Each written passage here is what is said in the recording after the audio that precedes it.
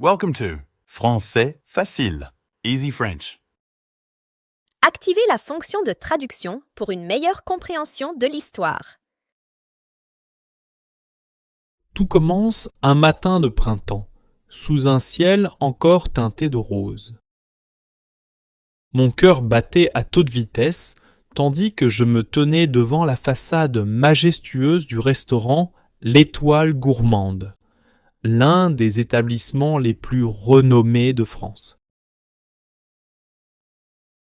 J'avais rêvé de ce moment depuis des années, et aujourd'hui, il devenait réalité.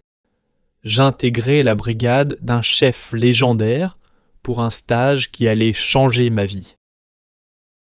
Dès que je franchis la porte, une chaleur réconfortante m'enveloppa, mêlant des effluves de beurre fondu, de légumes sautés et de pain tout juste sorti du four. Son regard perçant et son port imposant ne laissaient aucun doute. C'était le chef. « Bienvenue. Ici, tout se gagne par le travail. Suis-moi. » Sans un mot de plus, il m'entraîna dans l'antre de la cuisine. Je découvris alors l'univers fascinant qui allait être le mien.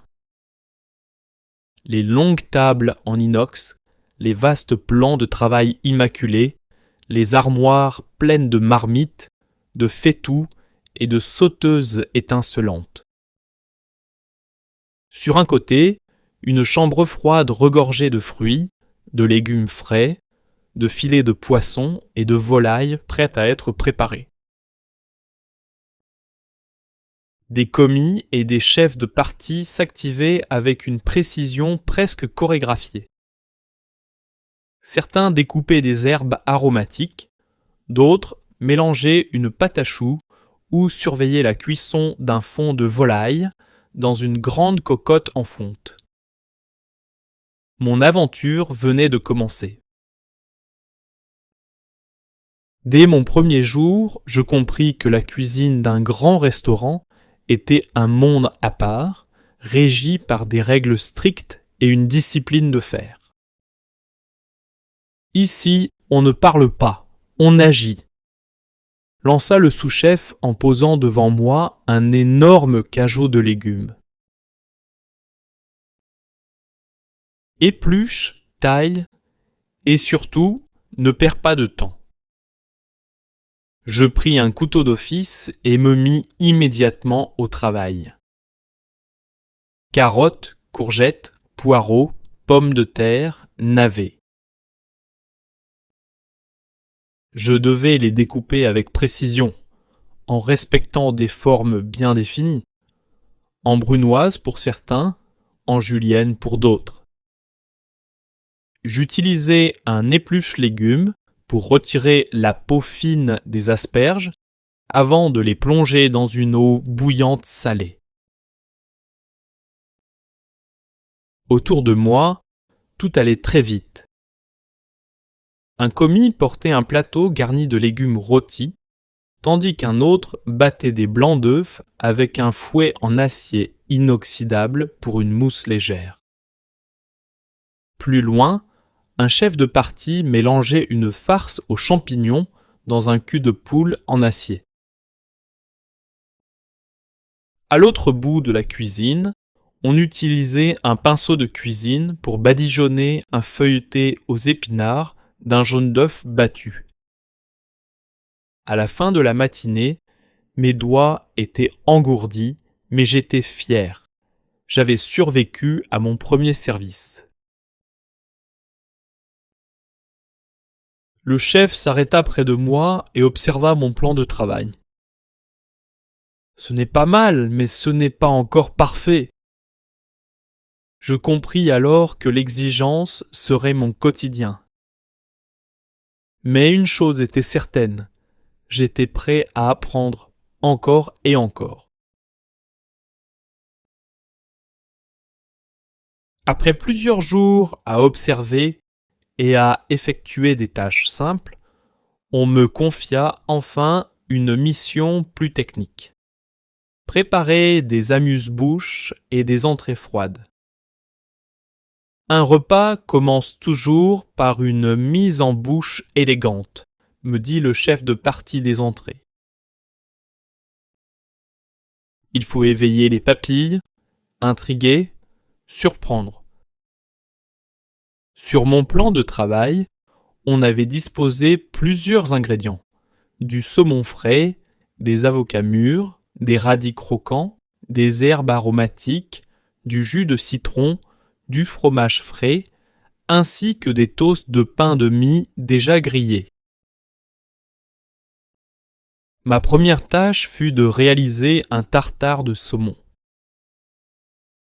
Je pris mon couteau à filet et découpai le poisson en petits dés avant de l'assaisonner avec du sel fin, du poivre blanc, une touche de moutarde et une pointe de crème fraîche.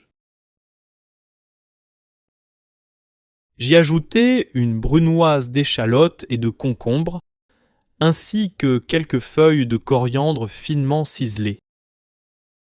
À côté, je préparais une crème d'avocat en l'écrasant avec une fourchette avant de l'allonger avec un peu de jus de citron et un filet d'huile d'olive. Je dressai ensuite mes assiettes, une fine couche de crème d'avocat, une quenelle de tartare de saumon formée avec 2 cuillères à soupe, une touche de zeste de citron et un peu de ciboulette hachée. Lorsque le chef vint inspecter mon travail, il hocha lentement la tête. L'assaisonnement est bon, la présentation aussi. Demain, tu apprendras à travailler les sauces. J'étais fier. Petit à petit, je gagnais ma place dans la brigade. Si la gastronomie française est mondialement reconnue, c'est en grande partie grâce à ses sauces raffinées. Comme me le dit le chef saucier dès le matin, sans sauce, un plat manque d'âme. Une sauce bien exécutée sublime les saveurs. Nous allions apprendre à réaliser les bases. Béchamel, velouté, sauce tomate et sauce brune. Je commençai par la béchamel. Dans une casserole, je fis fondre du beurre doux, puis ajouter de la farine tamisée, mélangeant rapidement avec une spatule en bois pour obtenir un roux blond. Une fois la texture homogène, j'incorporais progressivement du lait chaud, fouettant sans cesse jusqu'à obtenir une consistance lisse et crémeuse. Ensuite, nous préparâmes un velouté. À la base du roux blond, nous ajoutâmes un bouillon de légumes chauds au lieu du lait. Après quelques minutes, la sauce épaissit délicatement, parfaite pour accompagner des poissons pochés. Le chef nous montra ensuite comment réaliser une sauce tomate maison. Nous épluchâmes et épépinâmes des tomates fraîches, que nous fîmes revenir dans une marmite avec de l'huile d'olive, des oignons émincés, de l'ail haché et un bouquet garni. Après une longue cuisson à feu doux, nous passâmes le tout au chinois pour obtenir une texture lisse. Enfin, le chef nous dévoila les secrets de la sauce brune, idéale pour les viandes grillées. Il nous fit rôtir des os de volaille, que nous déglacions ensuite avec un peu d'eau avant d'ajouter des carottes, des poireaux et un fond brun. Après plusieurs heures de réduction, nous obtenions une sauce concentrée en arômes. À la fin de la journée, mes mains sentaient le beurre, les herbes et les légumes. J'avais compris une chose essentielle. Une bonne sauce demande de la patience et du savoir-faire. Le lendemain, un nouveau défi m'attendait, la maîtrise des cuissons des viandes et poissons. Après avoir appris l'importance des sauces, il était temps d'aborder un autre pilier de la gastronomie française, la cuisson des viandes et des poissons. Une cuisson ratée, et c'est tout le plat qui est gâché, nous expliqua le chef de partie des viandes. Ici, nous respectons les produits, chaque pièce doit être cuite avec précision. Il nous montra d'abord comment cuire un pavé de poisson à la perfection. Nous choisîmes des filets de bar bien frais que nous assaisonnâmes avec du sel et du poivre blanc. Dans une poêle anti-adhésive, nous fîmes chauffer un filet d'huile d'olive, puis déposâmes délicatement le poisson côté peau. Il ne faut jamais le bouger immédiatement, précisa le chef. Il doit dorer lentement. Après quelques minutes, nous ajoutâmes une noisette de beurre et des brins de thym que nous arrosâmes sur le filet avec une cuillère à arroser. Une fois cuit à point, nous le dressâmes sur un lit de purée de céleri rave. L'après-midi, nous nous attaquâmes aux viandes. Le chef nous montra comment saisir un filet de volaille à la perfection. Après l'avoir assaisonné, nous le marquâmes dans une poêle bien chaude, puis l'enfournâmes quelques minutes pour qu'il reste moelleux et juteux. Nous découvrîmes aussi la cuisson basse température, qui permettait aux magrets de canard ou aux filets de sole de conserver tout leur fondant. À la fin du service, le chef me tapota l'épaule. « Bien joué, mais demain tu vas apprendre à maîtriser les garnitures. » Un nouveau défi m'attendait. Un plat ne se limite pas à une viande ou à un poisson bien cuit.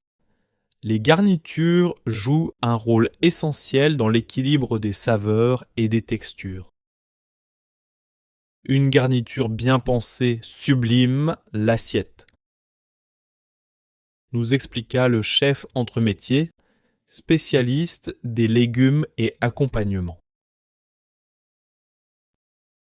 Nous commençâmes par les pommes de terre, nous réalisâmes des pommes dauphines, un mélange de pâte à choux et de purée de pommes de terre, frit à la perfection. Ensuite, nous préparâmes des pommes fondantes, cuites lentement dans un bain de beurre clarifié et de bouillon de légumes. Puis vint le tour des légumes verts. Le chef nous apprit l'art du blanchiment. Plonger les haricots verts, les asperges ou les brocolis quelques minutes dans de l'eau bouillante salée avant de les refroidir immédiatement dans de l'eau glacée pour conserver leur couleur éclatante. Nous travaillâmes également les purées. Outre la classique purée de pommes de terre, nous préparâmes une purée de carottes au cumin, une mousseline de patates douces et un écrasé de panaille au beurre noisette. Enfin, nous découvrîmes l'importance des céréales et légumineuses. Le chef nous montra comment cuire un risotto crémeux, un lentille verte du Puy aux échalotes confites et une polenta onctueuse. À la fin de la journée, mon carnet de recettes était rempli de nouvelles techniques. Le lendemain, un défi encore plus grand m'attendait, les pâtisseries et desserts raffinés. Après plusieurs jours à travailler les plats salés, il était temps d'aborder un domaine tout aussi exigeant, la pâtisserie. En pâtisserie, chaque gramme compte, chaque geste doit être maîtrisé, nous expliqua le chef pâtissier en posant devant nous une balance électronique. Ici, pas de place pour l'approximation. Nous commençâmes par la préparation d'une pâte à choux. Dans une casserole, nous fîmes chauffer du lait, de l'eau, du beurre et une pincée de sel. Une fois le mélange frémissant, nous ajoutâmes de la farine tamisée et mélangeâmes vigoureusement avec une spatule en bois jusqu'à obtenir une pâte lisse. Hors du feu, nous incorporâmes des œufs battus un à un jusqu'à obtenir une consistance parfaite. Avec une poche à douille, nous dressâmes de petites chouquettes sur une plaque recouverte de papier cuisson avant de les enfourner. Quelques minutes plus tard, elles gonflaient délicatement, dorées et croustillantes. Nous enchaînâmes avec la préparation d'une crème pâtissière. Nous fîmes chauffer du lait à la vanille, puis le mélangeâmes avec des jaunes d'œufs battus et du sucre en poudre. Nous ajoutâmes de la fécule de maïs, fouettant sans cesse jusqu'à obtenir une crème onctueuse. L'après-midi, nous découvrîmes l'univers de la pâte sablée et de la pâte feuilletée. Nous apprîmes à réaliser une tarte aux fruits rouges, un millefeuille croustillant et des financiers aux amandes. À la fin de la journée, j'avais compris une chose essentielle. En pâtisserie, tout repose sur la précision, la patience et l'équilibre des saveurs. La cuisine ne se limite pas à la préparation des plats. L'ultime étape, celle qui fait toute la différence, est le dressage et l'envoi. Un plat doit d'abord séduire l'œil avant de ravir le palais, expliqua le chef exécutif en nous montrant une assiette vide. La présentation est aussi importante que le goût. Nous apprîmes à travailler avec des cercles en inox pour donner des formes précises à nos tartares épurés. Nous utilisâmes des pinceaux de cuisine pour appliquer des touches de sauce colorées sur les assiettes, créant des motifs élégants. Pour un filet de bar rôti, nous disposâmes délicatement une brunoise de légumes croquants, ajoutâmes une tuile croustillante, puis versâmes une fine ligne de coulis de poivrons jaunes autour de l'assiette. Le chef nous montra également l'importance du choix des assiettes. Une assiette en ardoise met en valeur un magret de canard rosé, tandis qu'une assiette creuse est idéale pour un risotto crémeux. Nous pratiquâmes aussi l'envoi des plats en salle. Chaque assiette devait être parfaite, sans aucune trace, avec des éléments bien positionnés. Ce jour-là, je compris que la gastronomie était un art total, où chaque détail comptait. Le lendemain, il me restait encore une étape cruciale à découvrir: le travail d'équipe en cuisine. Après plusieurs semaines dans la cuisine, j'avais acquis de nombreuses compétences techniques. Mais une chose m'intriguait encore: comment la brigade fonctionnait-elle en plein service? Le chef nous réunit devant les pianos de cuisson et nous expliqua: ici, tout repose sur la coordination. Chaque poste a un rôle précis. La réussite d'un service dépend du respect des consignes et de la rapidité d'exécution. Je regardais autour de moi.